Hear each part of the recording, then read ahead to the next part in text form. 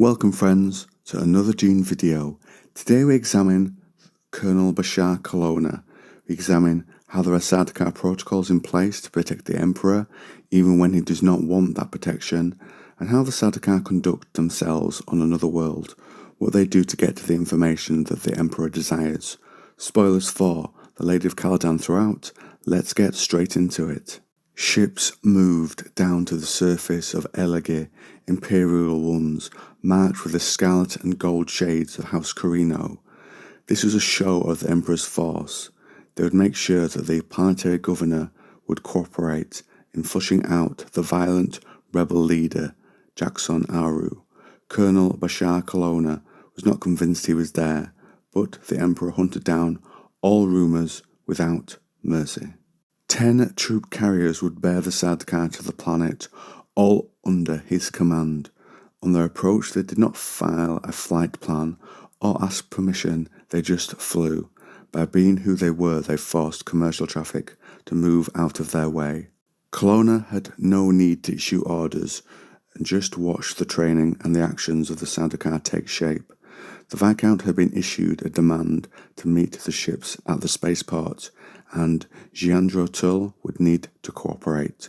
The gunships landed, the troops disembarked, synchronized in their movement. The gunships' weapons were ready for any orders. The Viscount was there to meet him. Kolona and his 30-strong honor guard wore personal shields. They were carrying various long blades and short daggers, and throwing knives. Giandro had only advisors and asks why they are there. Kolona says to find rebels against the throne, something the Viscount disputes.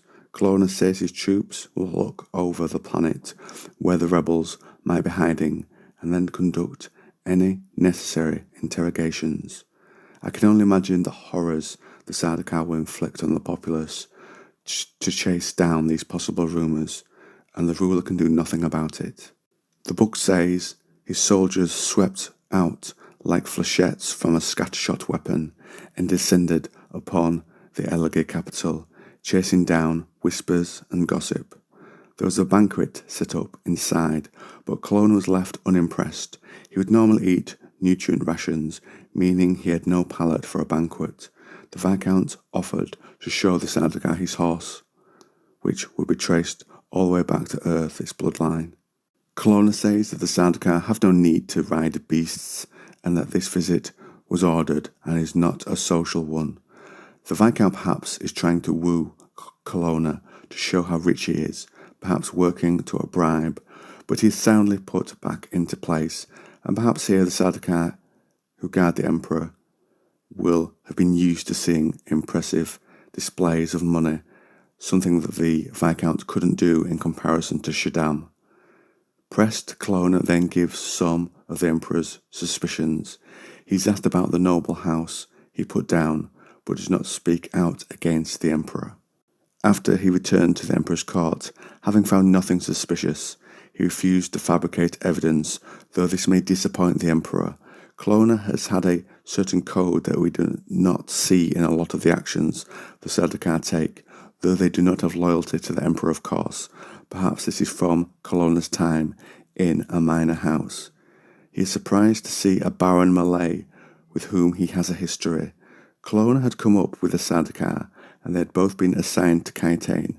The other soldier had let his training slip, and had a dalliance with a concubine of Baron Malay, hurting the rich Landsrad family and ruining his career in the Sardaukar, and creating instability at court. This shows, even though the majority will follow their indoctrination, the odd Sardaukar does not.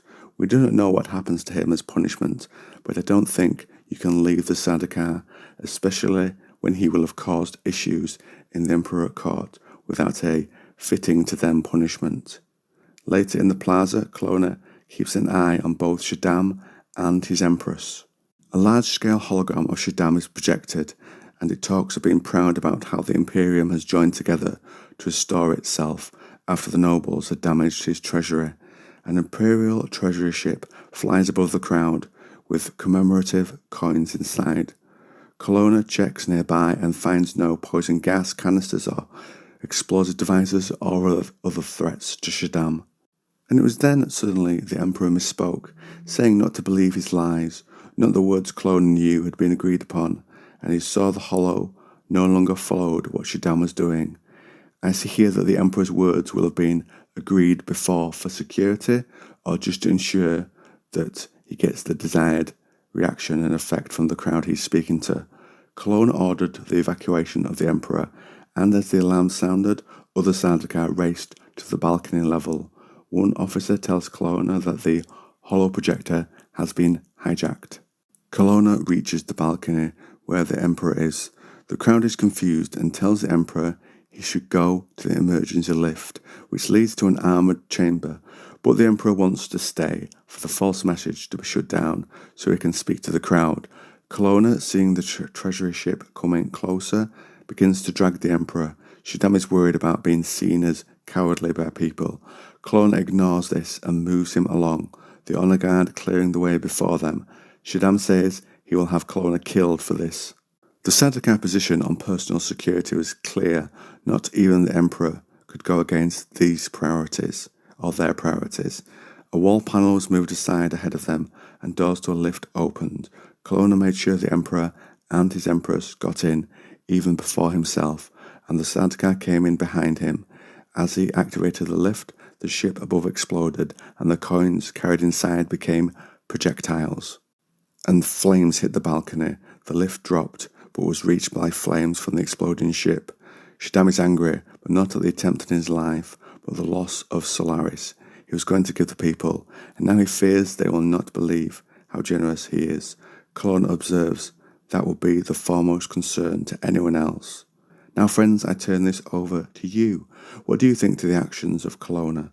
Does the Emperor appear weak, more concerned for his reputation than his own life? That's my impression. Have you saved an Emperor from a fiery doom? Comment down below.